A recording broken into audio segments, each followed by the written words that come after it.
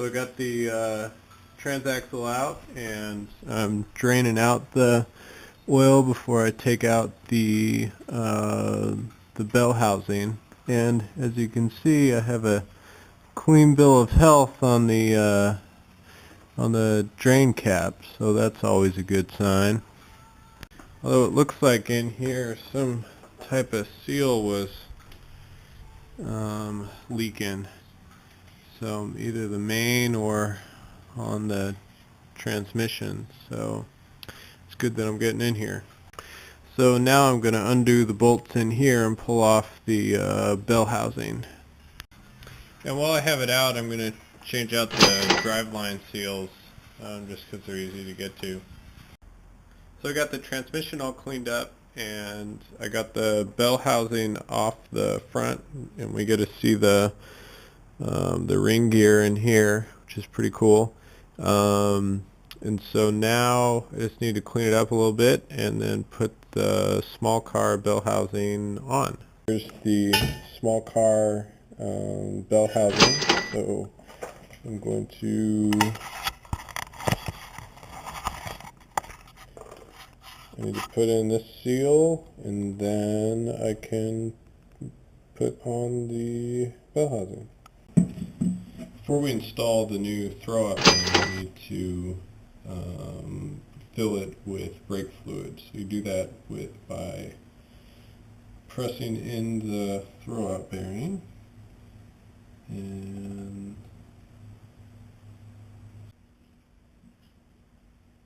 there.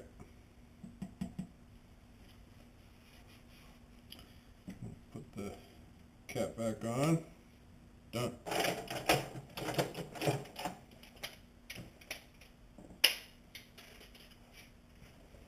And torque these to 18 pounds.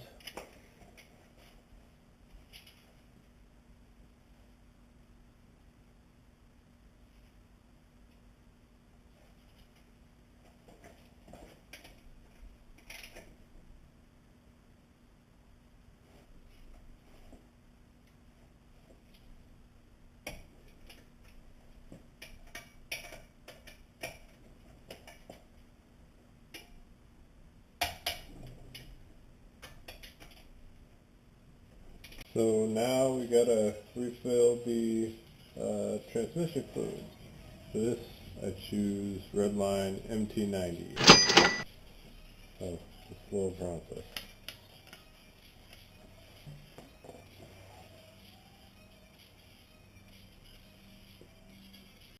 Well, 3.5 quarts.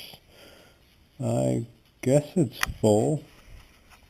So here's my EJ25 Subaru engine. I got it out of a 2005 Subaru Impreza, and I did when I got it from the wrecker. I did new timing belt, new water pump, new oil pump. If you look here, I have the small car shortened oil pan. I got this thermostat pipe from Rocky Mountain Westy. This is a flexible dipstick that I got from Small Car as well. And then also through the same wrecker I got power steering pump, alternator, AC compressor. And then over here, then I wired in a this is VW oil pressure gauge, because I have a separate oil pressure gauge on the dash, and so this is the same sender from the old one. And so if you see way down there, there's I undid one of the galley plugs and then got one that was threaded to this small piece of hydraulic hose, and then here's the VDO sender. And then also I did new spark plugs, new plug wires, and then here's the reverse coolant manifold that I also got from Rocky Mountain Westy. And then two belts, and then all the bits when I got it from the wrecker, it didn't have any of the accessories, so I had to get all new bolts and idlers and brackets and all that stuff. Ended up adding up.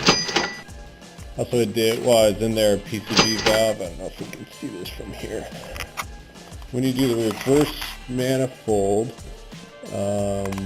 the coolant temperature sensor, the Subaru one, the wiring on the harness for the engine has to be moved.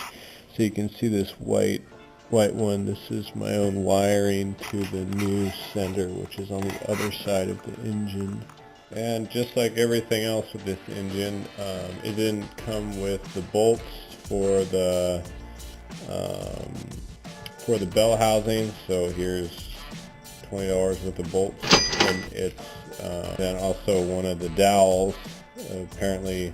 So I got it on one side, but the one that's supposed to go here apparently went with the transmission at the wrecker. So then that's $3, and I gotta wait a couple of days to get that.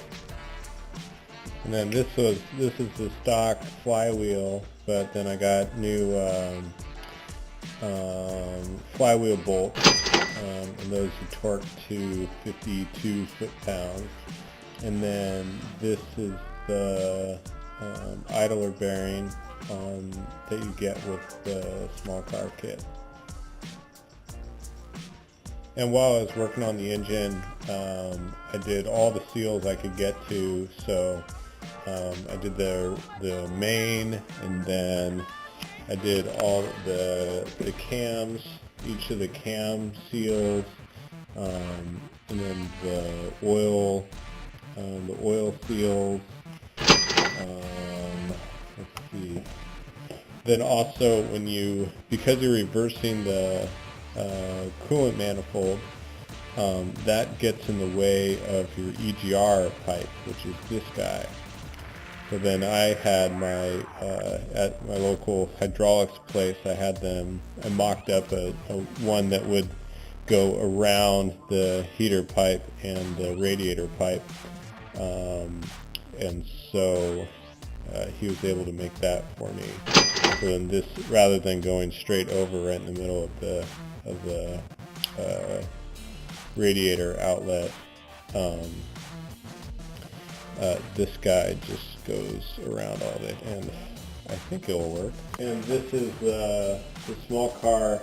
Here's the small car clutch, and then this is the stage 2 pressure plate that you get from a small car. So this should handle the extra horsepower that this 2.5 puts out.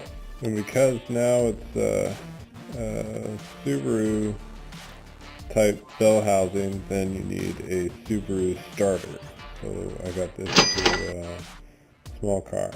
Now it's for the part that I've been dreading. I need to change the master clutch cylinder.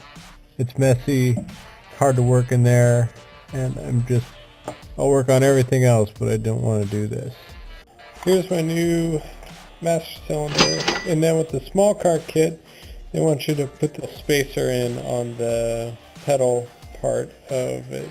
I put just a little bit of electrical tape on the top of it, and I'm going to push it through that pin, and hopefully that'll make it stay there so it's easier to work with.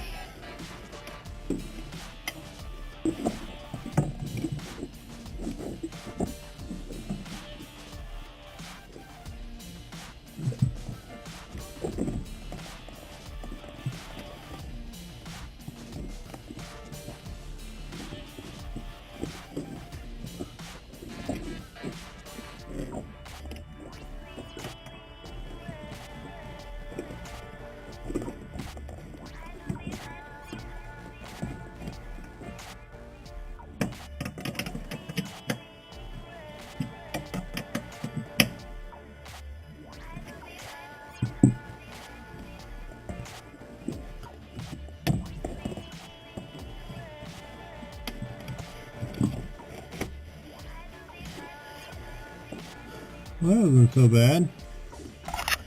I'm also going to replace the rear heater valve, this guy, and then also do the rear heater core in there.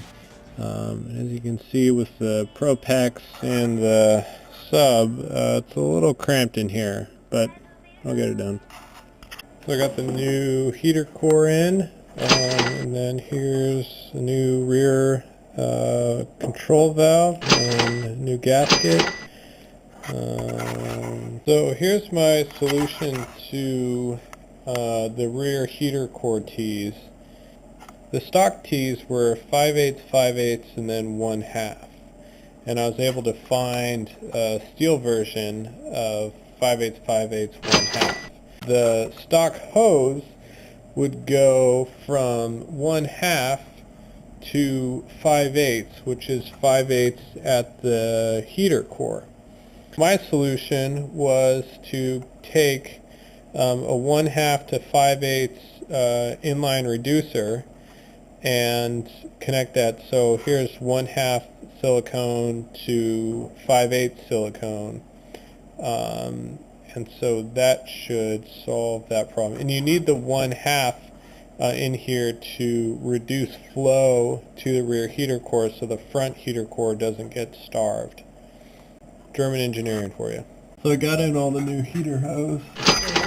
I got the tees down from the rear heater core right there, all the way down here. I got it hooked up to the front heater core.